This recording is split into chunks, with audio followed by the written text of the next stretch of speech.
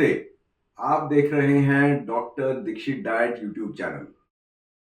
इस चैनल की जानकारी आपके पास सबसे पहले पहुंचे, इसके लिए इस चैनल को लाइक, शेयर और सब्सक्राइब जरूर करें।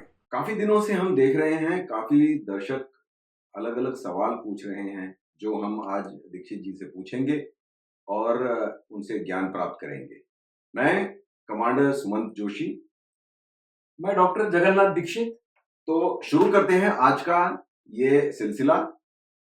आपके सवाल, हमारे जवाब। पहला सवाल है, समीर भावसार तांदड़े जी पूछ रहे हैं कि फास्टिंग इंसुलिन कितनी बार करना चाहिए। तो समीर जी, आपका अच्छा सवाल है। तो हम कैंपेन में बोलते हैं कि अगर हम सभी को बोलते हैं कि एचबीओसी और फास्टिंग इंसुलिन करो शुरुआत में, इसका फायदा क्या होता है कि हमको पता चलता है कि आप नॉन डायबिटिक हो, प्री डायबिटिक हो या डायबिटिक हो। अगर आप नॉन डायबिटिक हो तो हम आपको बोलते हैं कि आप एचबीओसी फास्टिंग इंसुलिन साल में एक बार करो। अगर आप प्री डायबिटिक हो तो प्री डायबिटिक आप या तो एचबीओसी की वजह से हो सकते हो या फास्टिंग इंसुलिन लेवल की वजह से हो सकते हो या दोनों की वजह से हो सकते हो। तो आपको हम कहते हैं कि हर 3 महीने आप ये टेस्ट करो। अगर आप डायबिटिक हो तो शुरुआत में इंसुलिन आपने किया, तो उसका मकसद ये होता है कि हम ये जानना चाहते हैं कि आपके पैंक्रियास से इंसुलिन बनता है या नहीं। क्योंकि इंसुलिन अगर बन रहा है तो ही ये लाइफस्टाइल का आपको फायदा होने वाला है। लेकिन एक बार लोगों को पता चल गया कि आपका इंसुलिन बन रहा है, तो हम बोलते हैं कि 6-6 महीने के बाद आप करो। एचबीएल से हम बोलते हैं कि हर महीने करो, क्योंकि उसका हम मॉनिटर करते हैं कि आपको कितना फायदा हो रहा है। लेकिन इंसुलिन आपने 6-6 महीने के बाद भी किया तो चलेगा। तो इंसुलिन मतलब हर महीने डायबिटिक वाला नहीं करने की जरूरत नहीं है। राजेंद्र चोपड़े जी पूछ रहे हैं कि मैं वेजिटेरियन हूँ, शाकाहारी हूँ, और मुझे वेजिटेरियन खाने में ज्यादा प्रोटीन नहीं मिलता, तो क्या मैं प्रोटीन पाउडर खा सकता हूँ। तो पहले तो ये बात हम समझ लेंगे कि हमको प्रोटीन की रिक्वायरमेंट कितनी है, कितना प्रोटीन लगता है। तो आमतौर पर बोलते हैं कि 1 किलो वजन के लिए आपको 0.8 ग्राम का प्रोटीन लगता है। अगर आपका वजन है 60 किलो तो आपको 60 × 0.8, इसका मतलब है 48 ग्राम प्रोटीन की जरूरत है। अभी प्रोटीन कहाँ से मिलेगा? गेहूं खाया 100 ग्राम तो 11 ग्राम प्रोटीन मिल गया। अगर आपने दाल खाई 100 ग्राम, इसमें आपको 21-22 ग्राम प्रोटीन मिल गया। अगर आपने पनीर खाया, 50 ग्राम पनीर खाया, तो उसमें आपको 11-12 ग्राम प्रोटीन मिल गया। तो ये एक गलतफहमी है कि वेजिटेरियन खानों में हमको प्रोटीन मिलता नहीं। और मैंने गेहूं तो 100 ग्राम बोला, तो लोग तो 200 ग्राम गेहूं खाते, 200 ग्राम चावल खाते, या स्प्राउट्स अगर खाया आपने तो 100 ग्राम में आपको 21-22 ग्राम मिलता है। सोयाबीन अगर खाया तो 40 ग्राम मिलता है। तो ऐसा ये गलतफहमी आपके दिमाग से निकाल लीजिए कि वेजिटेरियन डाइट में प्रोटीन नहीं होता। प्रोटीन होता है और प्रोटीन की रिक्वायरमेंट भी आपको इतनी ज्यादा नहीं है। लेकिन ये जरूर देखें कि जब आप प्रोटीन खाएंगे, क्योंकि सीरियल्स में या पल्सेस में कुछ कुछ अमीनो एसिड जो होते हैं तो वो डेफिशिएंट होते हैं। इसलिए हमेशा कॉम्बिनेशन खाएं। जैसे खिचड़ी होती है, खिचड़ी में क्या चावल भी है, दाल भी है, दोनों मिक्स होकर कंप्लीट प्रोटीन बन जाता है। या दूध का सेवन करें, कर्ड या दही खाएं, चीज, पनीर ये खाएं, तो इससे आपको प्रोटीन की जरूरत पूरी हो जाएगी। मेरा खास मैं आपको कहूंगा कि बाहर से प्रोटीन पाउडर अगर आप लाओगे, तो एक तो कैसा है कि हमको ऐसी लाइफस्टाइल हमको देखना चाहिए कि जो हम जिंदगी भर कर सकें। अब प्रोटीन बहुत कॉस्टली है। अब बाजार में जाओगे तो 1 ग्राम के लिए 3-3.5 रुपए आपको लगते, तो कब तक आप खरीद के लोगे? उससे अच्छा, और उसको खाने में कुछ मजा आता है क्या? सभी प्रोटीन जो मैंने देखे हैं सब टेस्टलेस होते हैं और उसको खाने में कोई मजा नहीं आता। एक मेडिसिन के तौर पर आप उसको ले सकते। उसकी जगह पे अगर आपने मस्त दाल मखनी खाई तो आपको टेस्ट भी आएगा, प्रोटीन भी मिलेगा। तो बाजार से प्रोटीन पाउडर लाने के मैं सख्त खिलाफ हूँ।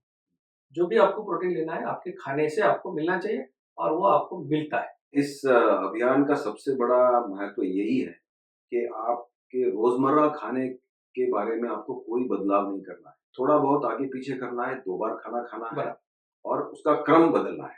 सरिता भुरके जी पूछ रही हैं कि हर कोई, ज्यादातर लोग 4 बार खाना खाते हैं दिन में, उनका 4 बार इंसुलिन सिक्रेशन होता है, तो फिर सबको डायबिटीज क्यों नहीं हो रहा? तो पहली तो बात यह है कि अगर आप देखेंगे तो अगर आप 1950 1955 की बात करेंगे, तो क्या आपने देखा है कि घर घर में डायबिटीज का पेशेंट देखा है आपने? नहीं देखा है। शादियां होती थी तो अगर आपने देखा है तो चाय, एक ही चाय मिलती थी सबको, वो मीठी चाय होती थी। आप अभी कोई भी शादी में जाओ तो दो अलग अलग बर्तन में, दो अलग अलग इसमें आपको दिखेगा कि शक्कर वाली चाय, बगैर शक्कर वाली चाय। तो आप देखेंगे कि ये प्रमाण बढ़ते जा रहा है डायबिटीज का। तो क्यों बढ़ रहा है? ये लाइफस्टाइल बिगड़ने से हुआ है। और पहले खाने की इतना हमको खाने को नहीं मिलता था, होटल्स कम थे। होटल में जाना लोग ऐसा मानते थे कि जिसके घर में खाना नहीं बनता वो होटल में खाता है, ऐसा लोग सोच रहे हैं। अभी होटल में नहीं जाते हैं तो बोलते हैं कि इनके पास पैसा नहीं है। ऐसा नहीं है। तो ये जो सब बदलाव हो गए हैं, इसकी वजह से आप बार बार खाते हो, जरूरत नहीं फिर भी खाते हो, चाय बार बार पीते हो। ये पहले नहीं था सब। इसलिए जो बार बार खाते हैं 4 बार, उनको देखने से पता थोड़ी चलेगा कि इनको डायबिटीज है। जब वो एचबीएलसी करेंगे तो आपको पता चलेगा कि उनको भी उनमें से कुछ लोग डायबिटिक है। हो सकता है कि कॉन्स्टिट्यूशन की वजह से, जेनेटिक उनका जो स्ट्रक्चर है उसकी वजह से कुछ लोग को डायबिटीज उनको लेट होगा, कुछ लोगों को जल्दी होगा। लेकिन बार बार इंसुलिन सिक्रेट करने से आप डायबिटीज के रास्ते पे जरूर जा रहे हो, इतना मैं यकीन से आपको कहूँ। मेरे ख्याल से आजकल लोग व्यायाम भी ज्यादा करने लगे हैं। व्यायाम आपने जो अच्छा कहा कि व्यायाम भी कर रहे हैं, लेकिन व्यायाम करने का जो है, तो व्यायाम के बारे में बताता हूँ कि लोग मॉर्निंग वॉक के लिए ग्राउंड पे चले जाएंगे, 4-5 किलोमीटर मॉर्निंग वॉक करेंगे। ग्राउंड ये एक ऐसी एक प्लेस है कि जहाँ पे आप किसी को भी ओवरटेक कर सकते हैं। अगर रोड पे आप गाड़ी चला रहे हो तो आपको कोई ओवरटेक करने नहीं देगा, लेकिन ग्राउंड पे अगर आप थोड़ा स्पीड से जा रहे हो तो लोग अपना रास्ता कर देते हैं कि भैया आप आगे चले जाओ। तो वहां कोई ये कंपटीशन नहीं है। अब ये क्या होता है कि अब एक्सरसाइज करने के बाद तुरंत क्या करेंगे, ग्राउंड के बाहर अनेक प्रकार के जूस, हाँ हाँ। कोई स्प्राउट्स बेचता है, कोई इडली बेचता है, कोई वड़ा बेचता है। तो वो 4.5-5 किलोमीटर चल के 250 कैलोरी बर्न करता है और उधर 2 समोसे खा के 500 कैलोरी अंदर लेता है। तो व्यायाम व्यायाम करने के बाद भूख बहुत लगती है, ऐसा लोगों को खाना ही चाहिए, अभी तो मैंने व्यायाम किया। तो ये भी एक गलतफहमी है कि व्यायाम करके मैं जो खाऊंगा उसको पचाऊंगा, वो कैलोरीज बर्न करूंगा, ये कभी होता नहीं है। तो जैसा मैंने कहा कि 1 घंटा चलने के बाद 300 कैलोरी बर्न होगी और 2 समोसे खाएंगे तो 500 कैलोरी अंदर जाएगी। वो खाने के लिए 5 मिनट लगते हैं। रेणुका देवी जी पूछ रही हैं कि मैं 2 बार खाने का जो नियम है उसका पालन कर रही हूँ। क्या मुझे पोस्ट पैरेंटल मतलब पीपी शुगर के बारे में सोचना चाहिए? नहीं, इसका मतलब लग रहा है कि ये डायबिटिक है, क्योंकि ये पोस्ट शुगर वगैरह करती है। तो 2 बार आप खाते हो तो पोस्टप्रेंडियल शुगर, मतलब लोगों को लगता है कि वो एकदम बढ़ जाएगी क्या, क्योंकि 2 ही बार खा रहे हैं। क्योंकि जो कॉमन एडवाइस क्या है कि 3-4 घंटे के बाद खाओ, थोड़ा थोड़ा खाओ, ताकि शुगर आपका ज्यादा नहीं बढ़ेगा। लेकिन 2 बार खाएंगे तो इसका मतलब ये नहीं कि शुगर ज्यादा बढ़ेगा। तो इसका कारण क्या है? जो सीक्वेंस हमने बताया कि आपको पहले बादाम अखरोट खाना है, उसके बाद में सैलड खाना है, उसके बाद में स्प्राउट खाना है। अब इतना जब सब खाते हो तो वो पूरा आहार जो है उसका ग्लाइसेमिक इंडेक्स कम हो जाता है, और ताकि ग्लूकोज के पिक्स खून में नहीं आएंगे। इसलिए आपको ज्यादा फिक्र करने की जरूरत नहीं है वो उसके पोस्ट पैरेंटल शुगर के बारे में। आपका एवरेज ब्लड जो है 3 महीने का ब्लड शुगर वो कम होते जाएगा, वो आपको दिखेगा। तो उससे पता चलेगा अगर एचबीएलसी कम हो रहा है तो ये पीक्स भी कम हो जाएगा। मीनल कदम जी पूछ रही हैं कि सर आप टाइप 1 डायबिटीज के बारे में कुछ बता सकते हैं क्योंकि इनकी बच्ची को टाइप 1 डायबिटीज है। मीनल जी, एक्चुअली मैं भी इसके बारे में काफी सोचता हूँ, लेकिन अनफॉर्चुनेटली अभी फिलहाल तो ये कैंपेन जो चल रहा है, ये लाइफस्टाइल जो मैं देख रहा हूँ, तो टाइप 2 डायबिटीज को डेफिनेटली फायदा होता है। और टाइप 1 डायबिटीज के क्योंकि उनके शरीर में इंसुलिन बनता ही नहीं है, इसलिए उनको इसका फायदा नहीं होता। लेकिन इसमें मैंने एक बात देखी है टाइप 1 डायबिटीज के बारे में कि बहुत बार ऐसा होता है कि अगर 14, 15, 16 साल के बच्चे को अगर डायबिटीज हो गया तो हम ये पकड़ के चलते हैं, सोच के रखते हैं कि ये टाइप 1 ही डायबिटीज है।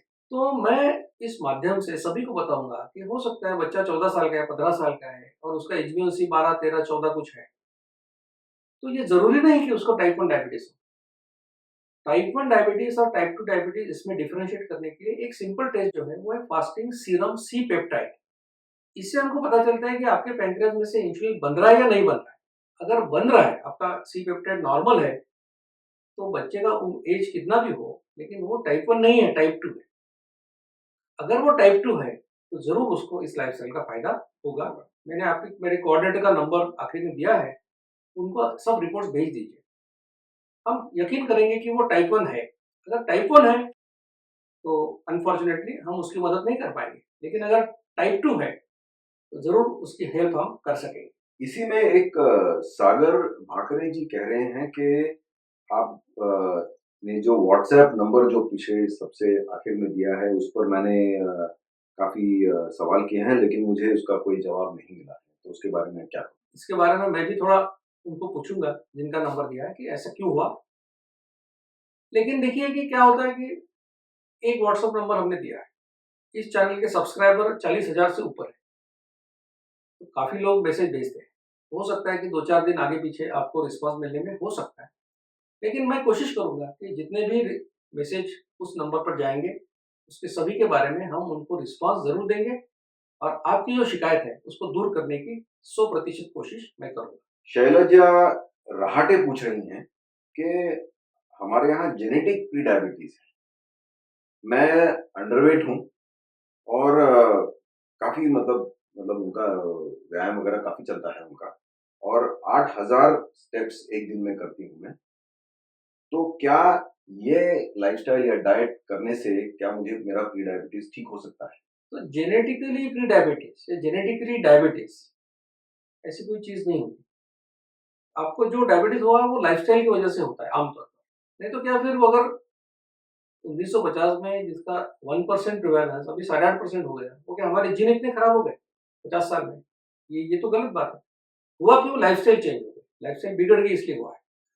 तो ये जेनेटिक्स का आप उसको छोड़ दो, ये हर बीमारी में थोड़ा जेनेटिक्स तो होता ही है, लेकिन डायबिटीज में ये लाइफस्टाइल है। तो अगर आप अंडरवेट हो, तो आप प्री डायबिटीज हो या डायबिटीज हो, मुझे अभी इस सवाल से पता नहीं चल रहा है, लेकिन आप मेरे कोऑर्डिनेटर को जरूर आपके रिपोर्ट्स भेजिए। हो सकता है कि आप डायबिटिक भी हो सकती है। और अगर आप डायबिटिक है और मेडिसिन ले रहे हैं और आप अंडरवेट हो, तो इसके 2 कारण हो सकते हैं। एक कारण ये है कि अनकंट्रोल्ड डायबिटीज अगर आपका है, तो उससे भी आपका वजन कम होता है। दूसरा कारण है कि अगर आप मेडिसिन मेटफॉर्मिन जैसा कोई मेडिसिन लेते हो, तो उससे भी वजन कम होता है। तो अगर आपका डायबिटीज इस लाइफस्टाइल से कंट्रोल में आ गया, तो आपका वजन घटेगा नहीं, एक्चुअली बढ़ेगा। इस लाइफस्टाइल फॉलो करने से डायबिटीज कंट्रोल में आने के बाद आपकी गोली बंद हो गई, तो भी आपका वजन और बढ़ेगा। तो इसलिए वजन कम होने के फिक्र से आप ये लाइफस्टाइल मैं नहीं करूंगी ऐसा मत सोचिए। रिपोर्ट्स भेजिए। अगर आप उसमें सही जो हमारी कैटेगरीज है उसमें आप फिट बैठती है, तो आपको जरूर इसका भी फायदा होगा। आज के लिए इतना ही। हमने काफी सवालों के जवाब मिले हैं हमें आज। दीक्षित जी, आपका यहाँ आने का और उनकी शंकाएं आपने दूर की, इसके लिए आपका धन्यवाद। धन्यवाद सुमन। शुक्रिया। हर वीडियो के आखिर में हम एक स्लाइड डालते हैं। इस स्लाइड में हम आपको एक नंबर देते हैं, व्हाट्सएप नंबर। तो आप एक काम कीजिए, व्हाट्सएप नंबर के ऊपर मैं आप सभी से विनती करूंगा कि बेझिझक जो भी आपके सवाल है वो आप हमको जरूर भेजिए। हर एक सवाल का जवाब देने की हम कोशिश करेंगे। दूसरी एक रिक्वेस्ट ये भी है, अगर आपको लगता है कि हमने किस सब्जेक्ट के ऊपर वीडियो बनानी चाहिए, तो ज़रूर वो भी हमको लिख कर बताइए। आपको अगर अभियान में शामिल होना है, तो जो आखिरी स्लाइड में मैंने व्हाट्सएप नंबर दिया है उसके ऊपर ज़रूर मैसेज कीजिए। धन्यवाद। मधुमेह निवारण एवं वजन घटाने के लिए डॉक्टर दीक्षित मंत्र। दिन में केवल 2 बार भोजन करें, जहां तक संभव हो निश्चित समय पर करें। प्रत्येक भोजन को 55 मिनट के भीतर समाप्त करें। भोजन से कार्बोहाइड्रेट की मात्रा कम करें। प्रोटीन और फाइबर बढ़ाएं। कम से कम 45 मिनट के लिए दैनिक एरोबिक व्यायाम सुनिश्चित करें। 2 भोजन के बीच में बिना अतिरिक्त स्वाद वाली काली या हरी चाय, पतली छाछ और पानी जितना आपको चाहिए। मधुमेह निवारण और वजन घटाने के लिए आपको अडोर समूह की तरफ से शुभकामनाएं।